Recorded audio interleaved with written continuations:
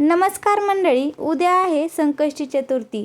संकष्टी चतुर्थीला आपल्या हिंदू धर्मामध्ये खास असं महत्त्व दिलं जातं आणि दर महिन्याला पंचांगानुसार कृष्ण पक्षातील 4थ्या तिथीला संकष्टी चतुर्थी साजरी होत असते. हा दिवस गणरायाला समर्पित आहे आणि या दिवशी भक्तिभावाने पूजा केल्यास आपल्या आयुष्यातील संकटे दूर होतात आणि तसेच या दिवशी गणपती बाप्पांचे भक्त दिवसभर उपवास ठेवून आपल्या कुटुंबाच्या सुखशांतीसाठी प्रार्थना करत असतात. आणि या चैत्र महिन्यात येणाऱ्या संकष्टी चतुर्थीला विकट संकष्टी चतुर्थी असे म्हटलं जातं.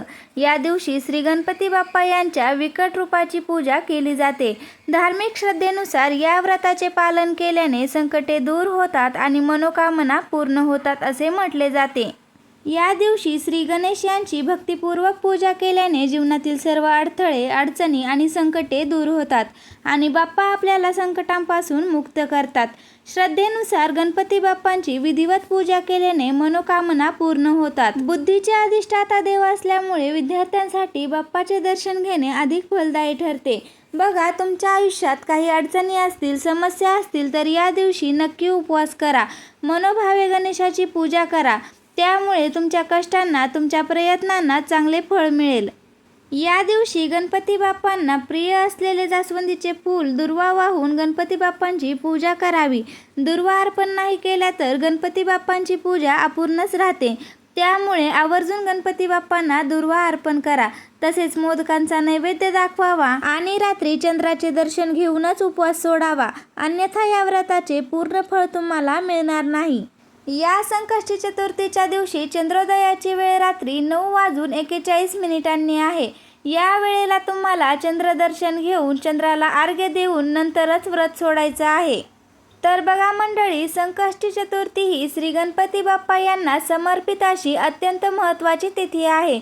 संकष्टी म्हणजे संकट दूर करणारी तिथी आणि म्हणूनच या दिवशी काही खास सेवा, अत्यंत प्रभावी असे उपाय केले जातात. आजच्या व्हिडिओमध्ये मी तुम्हाला अत्यंत प्रभावी असा उपाय सांगणार आहे. त्यामुळे व्हिडिओ शेवटपर्यंत पहा आणि कमेंट्समध्ये ओम श्री गणेशाय नमः लिहायला विसरू नका. आणि त्याचबरोबर आपल्या चॅनलवरती नवीन असाल तर आपल्या चॅनलला सबस्क्राईब करा. तर मंडळी, 5 एप्रिल 2026 म्हणजेच उद्या आहे संकष्टी चतुर्थी. जर तुम्ही उपवास करत नसलात तरीसुद्धा चालेल, पण तुम्हाला हा उपाय आवर्जून करायचा आहे. तुम्हाला तुमच्या घरामध्ये खास असे एका झाडाचे पान आणायचे आहे. असे मानले जाते की या दिवशी हे पान आपण जर आपल्या घरामध्ये आणलं तर आपल्या जीवनामध्ये सुख, शांती, समृद्धी येते. घरातील नकारात्मकता दूर होऊन आर्थिक अडचणी कमी होतात आणि तुमच्या कठीणातील कठीण इच्छा, मनोकामनाही श्री गणपती बाप्पा पूर्ण करतील. बघा, तुम्हाला उद्या सकाळी 12 वाजायच्या अगोदर या एका झाडाचे पान तुम्हाला तुमच्या घरामध्ये आणून ठेवायचे आहे. असे म्हटले जाते की या झाडामध्ये साक्षात श्री गणेशांचा वास असतो आणि या दिवशी दिवसभर श्री गणपती बाप्पा यांचे तत्व विशेष प्रमाणात सक्रिय असते आणि म्हणूनच पृथ्वीवर गणेश तत्व इतर दिवसांपेक्षा हजारो पट अधिक प्रमाणात कार्यरत असते आणि म्हणूनच या दिवशी आपण केलेले उपाय अत्यंत फलदायी ठरतात. तर बघा, तुमची इच्छा नोकरी मिळण्याबद्दल असेल, आर्थिक प्रगती असेल, तुमच्या पतीची प्रगती होण्यासाठी, मुलांच्या उज्ज्वल भविष्यासाठी किंवा मग शारीरिक मानसिक शांततेसाठी असेल तर हा उपाय केल्याने तुम्हाला त्याचा फायदा नक्कीच होईल. तर बघा, हा उपाय करण्यासाठी आपल्याला संकष्टी चतुर्थीच्या दिवशी सकाळी लवकर उठायचं आहे. स्वच्छ स्नान करायचे आहे. आंघोळ करताना आंघोळीच्या पाण्यामध्ये थोडंसं गंगाजल, चिमूटभर हळद टाकायचे आहे.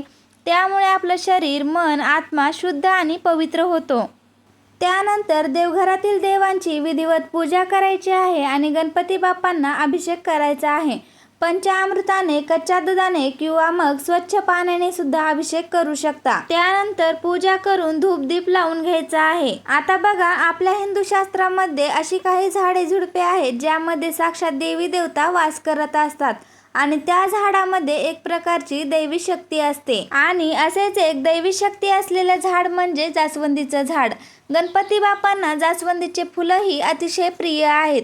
असे मानले जाते की जर आपण मनापासून श्री गणपती बाप्पा यांना लाल जास्वंदीचे फुल अर्पण केले तर आपल्या मनोकामना नक्की पूर्ण होतात. कारण गणपती बाप्पा हे जास्वंदीच्या फुलावर विराजमान असतात, म्हणून हे फूल त्यांना खूप प्रिय आहे. आणि म्हणूनच या फुलासोबतच या झाडाच्या पानांना सुद्धा अत्यंत महत्त्व आहे. आणि बाप्पांना या झाडाची पानं सुद्धा खूप प्रिय आहेत. आणि म्हणूनच आपल्याला या झाडाच्या पानाच्या संबंधित हा जो उपाय आहे तर तो करायचा आहे. आपल्याला या जास्वंदाच्या झाडाचं एक पान घ्यायचं आहे आणि ज्या झाडाला लाल रंगाची फुलं येतात त्याच झाडाची पानं आपल्याला घ्यायची आहेत. आणि त्यासोबतच त्या झाडाची एक काडी देखील तुम्हाला घ्यायची आहे. त्यानंतर तुम्हाला हे पान स्वच्छ धुवून घ्यायचं आहे आणि नंतर आपल्याला कुंकवाचा गंध तयार करून घ्यायचा आहे. देवघरामध्ये दिवा लावून घ्यायचा आहे, अगरबत्ती लावायची आहे आणि त्यानंतर जास्वंदीच्या काडीने तुम्हाला त्या पानावरती तुमच्या मनातील इच्छा लिहायची आहे. तुमची इच्छा नोकरी प्राप्तीसाठी असेल, धनप्राप्तीसाठी असेल किंवा मुलांची प्रगती किंवा मग पतीची प्रगती, दुसरी कोणतीही इच्छा असेल तर तुम्हाला ती अगदी 1 ते 2 शब्दामध्ये लिहायची आहे. आणि त्यानंतर पुन्हा एकदा त्या इच्छेखाली एक स्वास्तिक काढायचं आहे. पानाच्या वरती एक स्वास्तिक काढायचं आहे आणि खाली एक स्वास्तिक काढायचं आहे. मधोमध इच्छा लिहायची आहे. त्यानंतर एक प्लेट घ्या आणि त्या प्लेटमध्ये तुम्हाला थोडेसे तांदूळ ठेवायचे आहेत आणि त्या तांदळावरती पान ठेवायचं आहे. पान ठेवताना त्या पानाचा देठ देवाकडे येईल अशा पद्धतीने ते पान तुम्हाला ठेवायचे आहे. नंतर त्या पानावरती एक सुपारी ठेवायची आहे आणि सुपारीला हळदी, कुंकू, फूल, अक्षता अर्पण करायचे आहेत. कारण सुपारी ही गणपती बाप्पांचे स्वरूप मानले जाते. आणि त्यानंतर 21 दुर्वांची एक जुडी तुम्हाला बनवून घ्यायची आहे आणि त्या दुर्वांना थोडंसं तूप लावायचं आहे आणि त्या दुर्वा पानावरती अर्पण करायच्या आहेत. आणि त्यानंतर तिथेच बसून 3 वेळेला गणपती अथर्व शीर्षम तुम्हाला पठण करायचं आहे आणि 108 वेळेला ओम गण गणपतीये नमः या गणपती बाप्पांच्या महामंत्राचा जप करायचा आहे. त्यानंतर दोन्ही हात जोडून आपल्या मनातील जी काही इच्छा आहे तर ती आपल्याला बोलायची आहे आणि इच्छा पूर्ण होण्यासाठी गणपती बाप्पांना प्रार्थना करायची आहे. आणि ते पान तुम्हाला दिवसभर तिथेच ठेवायचं आहे आणि दिवा देखील दिवसभर तुम्हाला तेवत ठेवायचा आहे. आणि आता 4 वाजल्यानंतर तुम्हाला ते पान तिथून उचलायचं आहे. त्या पानावरती असणारी सुपारी, 21 दुर्वा, त्याचबरोबर ज्या तांदळावरती तुम्ही जे पान ठेवलेलं आहे त्यामधले 21 अखंड तांदूळ तुम्हाला काढायचे आहेत आणि ते देखील त्या पानावरती ठेवायचे आहेत. त्यानंतर एक दोरा घेऊन तुम्हाला या सर्व वस्तू त्या पानामध्ये बांधून घ्यायच्या आहेत आणि ते पान घेऊन गणपती बाप्पांच्या मंदिरात जायचं आहे आणि मंदिरामध्ये गणपती बाप्पांना ते पान अर्पण करायचं आहे. आणि परत एकदा जी तुमची इच्छा आहे ती तुम्हाला बोलायची आहे. मंदिरामध्ये जाताना तुम्ही गुळ खोबऱ्याचा नैवेद्य किंवा मोदकाचा नैवेद्य तुम्ही घेऊन जाऊ शकता. आणि महत्त्वाचं म्हणजे तुम्हाला जर मासिक धर्म, विटाळ, सुतक असेल तर तुम्हाला हा उपाय करता येणार नाही.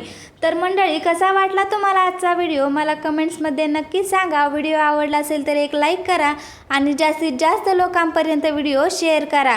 आणि कमेंट्स बॉक्समध्ये ओम श्री गणेशाय नमः लिहायला विसरू नका.